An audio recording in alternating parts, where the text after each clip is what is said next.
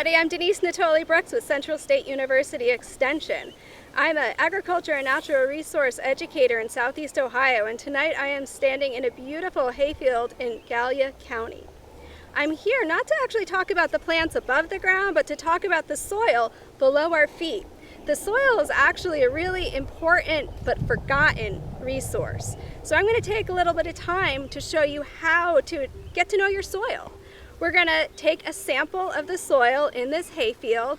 We're going to learn to do a little at-home soil evaluation and hopefully get you ready to learn more by sending your soil to a soil lab for some more analysis and maybe even looking at some resources available online to learn more about the soil on your property. So what I've got here today is I've got some pretty simple tools. I've got a bucket, which you recognize, I've got a shovel, and then I've got this other tool which may be unfamiliar that's called a soil probe. It's not necessary, but it's a neat little tool to take a soil sample because it's hollow at the bottom and it's easy to get the soil in this hole up in this space to take a lot of quick soil samples. But let's face it, we don't all have a soil probe, so a handy shovel will do the trick. What I've done is I've started to dig a little hole here in the soil. I've just cut down through the grass, and I'm going to turn that soil over so we can see it. It's really deep and rich. The color's pretty dark. That's a good sign that it's healthy soil. I'm actually going to try to get this hole about 8 inches deep because that's how deep we want to evaluate the soil to make sure we can see not just what's happening at the very top, but what's happening a little bit lower in the soil.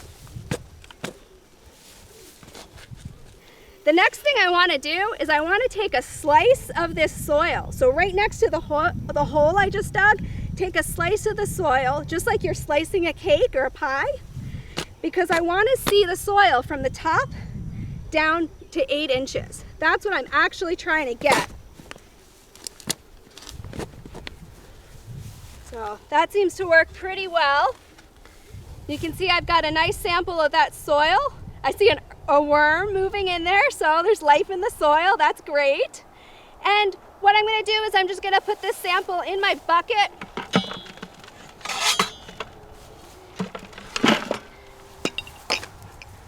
And then I'm going to take a little time to remove all the plant life off the top of it. That's not really what we're looking at now. We want to look at the soil, not the plant life. So I'm going to remove that top layer.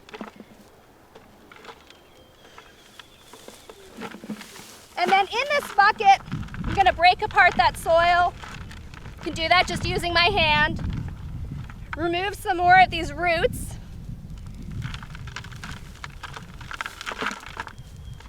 And mix the soil together. I actually want to do this a number of times through one field because one site may be different than another site and another site. So in a given field, you want to do a soil test. Depending on how much information you want and time you have, you might do a soil test up to every 20 feet or so to get your initial information. Once you take all those samples and mix them together, that's considered a good soil sample because it represents a whole area, not just one space, and it sets you up to do some really nice at-home soil tests, as well as send your soil off to a professional soil testing lab to find out some really detailed information. I can tell you right now, just from the soil I mixed together in the bucket, that the soil, when I kind of press it together with my fingers, really start feeling it, I'm trying to feel, is it gritty? Is it velvety feeling? Is it maybe sticky feeling?